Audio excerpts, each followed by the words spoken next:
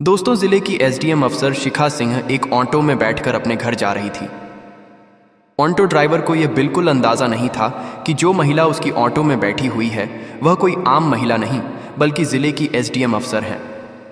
शिखा काले रंग की साड़ी पहनी हुई थी और देखने में वह बिल्कुल एक आम सी महिला लग रही थी।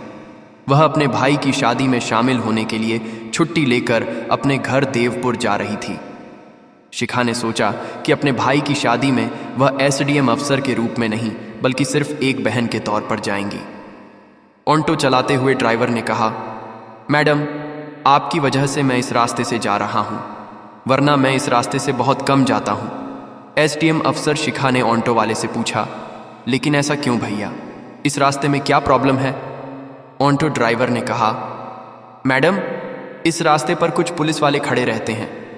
हमारे इस इलाके का जो इंस्पेक्टर है वह ऑटो का चालान बिना वजह काटता है और ऑटो वालों से बिना किसी गलती के पैसे वसूलता है, और अगर इंस्पेक्टर की बात नहीं मानते तो वह लोगों के साथ मारपीट करता है। आज पता नहीं मेरे किस्मत में क्या लिखा है।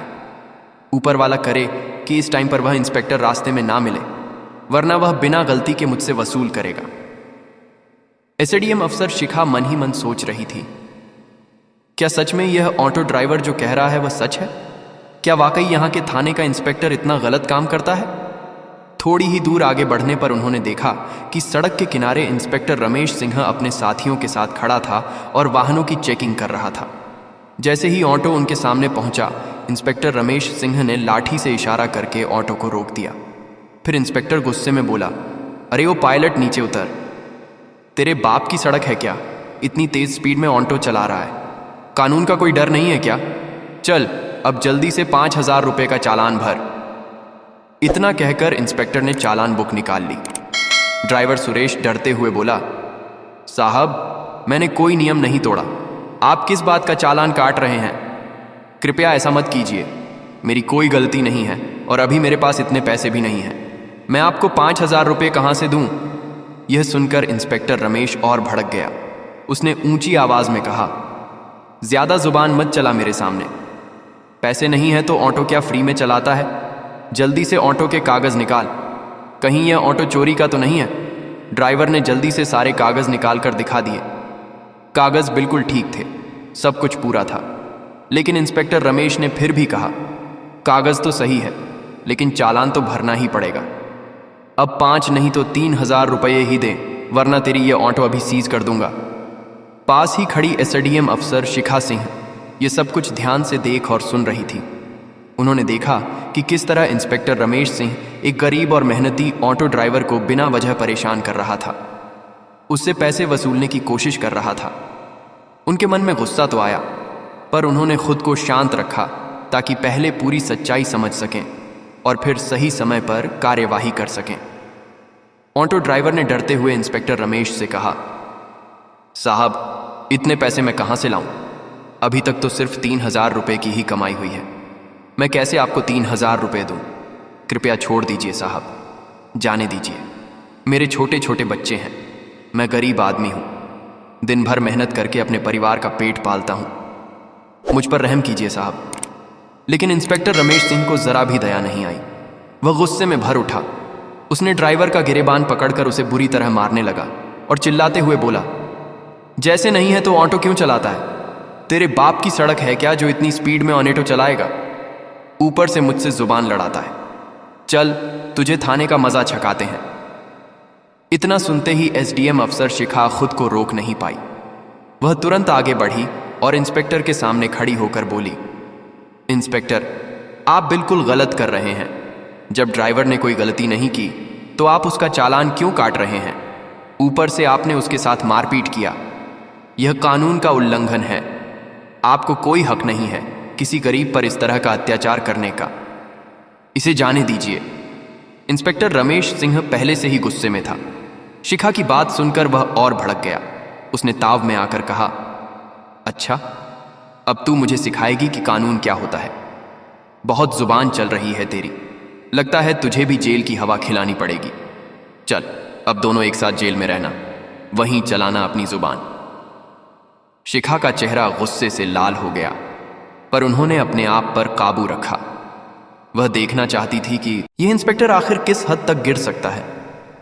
रमेश सिंह को यह जरा भी अंदाजा नहीं था कि उसके सामने खड़ी यह साधारण सी साड़ी पहनी महिला कोई आम औरत नहीं बल्कि जिले की एसडीएम अफसर शिखा सिंह है। रमेश सिंह ने अपने साथियों को आदेश दिया, चलो दोनों को थाने ले चलो, वहीं देखेंगे इन दोनों की कितनी जुबान चलती है। तभी 2 पुरुष कांस्टेबल और 2 महिला कांस्टेबल तुरंत आगे बढ़े और उन्होंने ड्राइवर और एसडीएम अफसर शिखा को पकड़ लिया।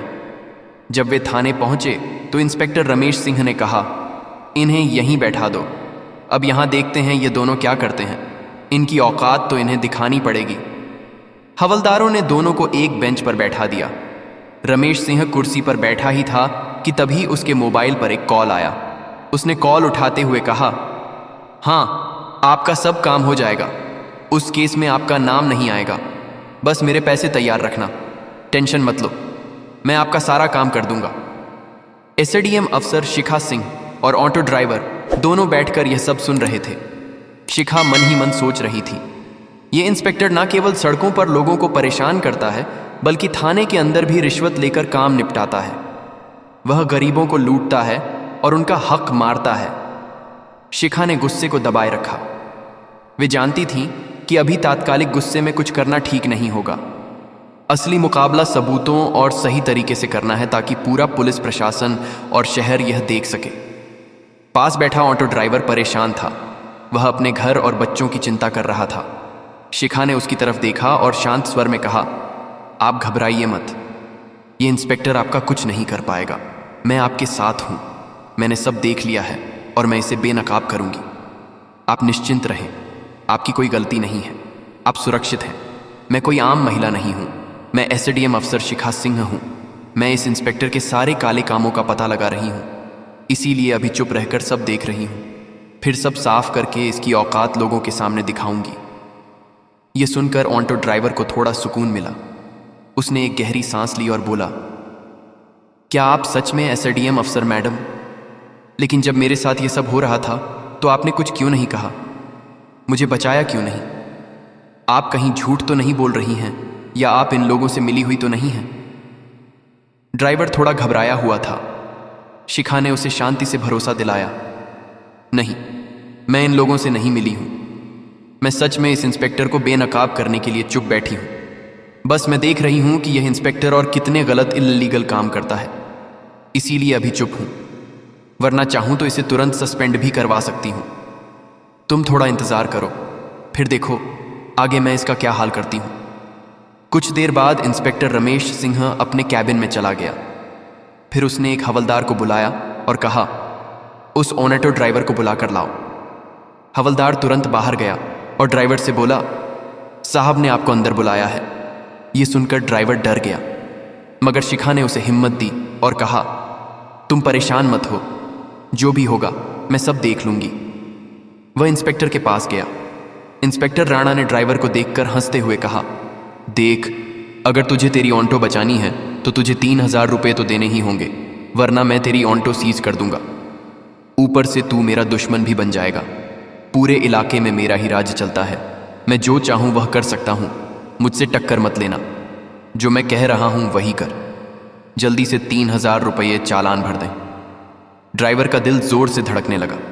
वह रोते हुए बोला, सर ऐसा मत कीजिए, मेरा हाल देखिए, अभी मेरे पास इतने पैसे नहीं हैं, मैं आपको 3000 रुपये कैसे दूं? प्लीज़ मुझे छोड़ दीजिए, मेरे घर में छोटे छोटे बच्चे हैं, मैं उन्हें क्या खिलाऊंगा? इंस्पेक्टर गुस्से में बोला, देख, मैं तेरी कोई भी बात नहीं सुनूंगा, पैसे दे वरना तू बर्बाद होगा, तेरे परिवार को भी नुकसान होगा। अब पैसे तो तुझे देने पड़ेंगे। डर की वजह से ड्राइवर ने झट से जेब से आज 2000 रुपये निकालकर इंस्पेक्टर को दे दिए और कहा, मेरे पास बस इतना ही है, प्लीज़ ये रख लीजिए और मुझे जाने दीजिए। इंस्पेक्टर पैसे लेते हुए बोला, ठीक है, जा बाहर जाकर बैठ जा, और अब उस औरत को भेज जो तेरे साथ आई थी। ऑटो ड्राइवर बाहर आया और बोला, मैडम अब साहब आपको बुला रहे हैं। शिखा बिना झिझक उठी और अंदर चली गई। इंस्पेक्टर रमेश सिंह ने पूछा, नाम क्या है तुम्हारा? शिखा ने आत्मविश्वास भरी आवाज में कहा, मेरे नाम से आपको क्या मतलब है? आप अपनी बताइए, आपने किस लिए बुलाया है? इंस्पेक्टर हैरान रह गया। उसे विश्वास नहीं हो रहा था कि एक आम औरत इतनी हिम्मत और आत्मविश्वास के साथ उससे इस तरह बात कर रही है। वह बोला, देखो, ज्यादा अकड़ मत दिखाओ, हमारे पास हर अकड़ की दवा है। अभी 2 डंडे पड़ेंगे तो सब अकड़ निकल जाएगी। अगर घर जाना है तो जल्दी से 2000 रुपये निकालो, वरना जेल की हवा खानी पड़ेगी। शिखा ने बेखौफ होकर जवाब दिया, मैं आपको RS1 भी नहीं दूंगी। मैंने कोई गलती नहीं की है। आप मुझसे किस बात के पैसे मांग रहे हैं? बिना वजह आपको पैसे देने का क्या मतलब? आप कानून का पालन कर रहे हैं या खुद कानून तोड़ रहे हैं? आपने जो यह वर्दी पहनी है उसका मतलब क्या? सिर्फ गरीबों को डराना है, उनसे पैसे ऐंठना है। क्या यही आपकी ड्यूटी है? यह सुनकर इंस्पेक्टर रमेश सिंह भड़क गया। उसने गुस्से में हवलदार को बुलाया और चिल्लाते हुए कहा, अभी इस औरत को जेल में बंद करो। हवलदार ने आदेश मानते हुए SDM अफसर मैडम को लॉकअप में डाल दिया। किसी को भी इस बात का अंदाजा नहीं था कि आज जो कुछ हो रहा है उसके नतीजे कितने गंभीर होने वाले हैं। शिखा बिना कुछ बोले शांत खड़ी रही। उनकी आंखों में गुस्सा नहीं बल्कि दृढ़ निश्चय झलक रहा था। कुछ देर बाद थाने के बाहर एक पुलिस की गाड़ी आकर रुकी। गाड़ी से IAS हितेश कुमार बाहर निकले। उनके चेहरे पर गुस्सा साफ झलक रहा था। वे सीधे थाने के अंदर गए और एक हवलदार से बोले, सुना है यहाँ किसी औरत को लॉकअप में बंद किया गया है। हवलदार थोड़ा अटक कर बोला, हाँ सर, लेकिन क्या हुआ है? तभी अंदर से इंस्पेक्टर रमेश सिंह बाहर आया और बोला, कौन है रे, क्या बात है? हितेश कुमार ने उसे देखते हुए कहा, सुना है तुमने किसी औरत को लॉकअप में डाल दिया है, मुझे वह देखनी है। रमेश सिंह बोला, हाँ डाला है, चलिए दिखाता हूँ। इतना कहकर इंस्पेक्टर रमेश अधिकारी हितेश कुमार को लेकर लॉकअप के पास गया। उसे ज़रा भी पता नहीं था कि अब जो होने वाला है वह उसकी ज़िंदगी का सबसे बड़ा झटका बनने वाला है। लॉकअप में बंद महिला को देखकर हितेश कुमार चिल्ला उठा, ये तुमने क्या किया? तुम्हें पता है ये कौन है? ये हमारी ज़िले की SDM अफसर मैडम है। तुमने इनको लॉकअप में डाल दिया। रमेश सिंह के पैरों तले ज़मीन खिसक गई। वह डरते हुए बोला, ये SDM अफसर मैडम है, मुझे बिल्कुल अंदाज़ा नहीं था। हितेश कुमार ने तुरंत हवलदार को इशारा किया। हवलदार ने लॉकअप खोला और शिखा बाहर आई। शिखा ने शांत और ठंडी आवाज़ में पूरी बात हितेश को बताई कि कैसे रमेश सिंह ने ऑटो ड्राइवर को रोककर पैसे मांगे, कैसे उसने ड्राइवर के साथ मारपीट की, कैसे उसने उन्हें और ड्राइवर को थाने ले जाकर परेशान किया और बाद में लॉकअप में बंद कर दिया। शिखा ने बताया कि वे सब कुछ देख रही थी ताकि इस इंस्पेक्टर की करतूतों को साबित किया जा सके। हितेश समझ गया कि मामला बहुत गंभीर है। वह तत्काल बाहर निकले, आगे की कार्यवाही शुरू की। सबसे पहले उन्होंने आधिकारिक चैनलों के जरिए अपने वरिष्ठ अधिकारी ADM CO को मामले की जानकारी भेजी। ADM ने रिपोर्ट देखकर स्थिति गंभीर पाई और उन्होंने जिले के प्रशासन को नियमों के अनुसार आधिकारिक सूचना भेजी। जिलाधिकारी DM को आधिकारिक माध्यम से मामले की जानकारी दी गई और कहा गया कि यह मामला तत्काल उच्च स्तरीय जांच मांगता है। DM और ADM दोनों ही मामले की गंभीरता देखते हुए थाने पर पहुंचे। DM ने रमेश सिंह से पूछा, तुमने किस अधिकार से किसी महिला को इस तरह थाने में ठहराया और बिना वजह लॉकअप में डाला? DM ने स्पष्ट कहा कि यह कार्य कानून का उल्लंघन है। गरीब नागरिकों से रिश्वत मांगना और जानबूझकर पिटाई करना आपराधिक कृत्य है। उन्होंने तुरंत निर्देश दिया कि मामले की जांच कराई जाए, संबंधित के खिलाफ आपराधिक कार्यवाही और अनुशासनात्मक कदम उठाए जाए।